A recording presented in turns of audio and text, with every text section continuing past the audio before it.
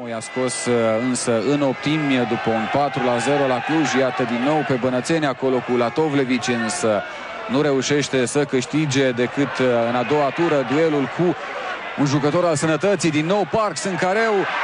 Nu ridică nimic Tușieru și este 7-0.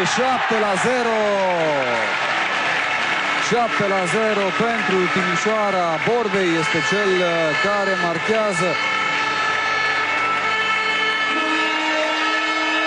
Când mai sunt aproximativ 2 minute după ceasul meu până la finalul timpului regulamentar.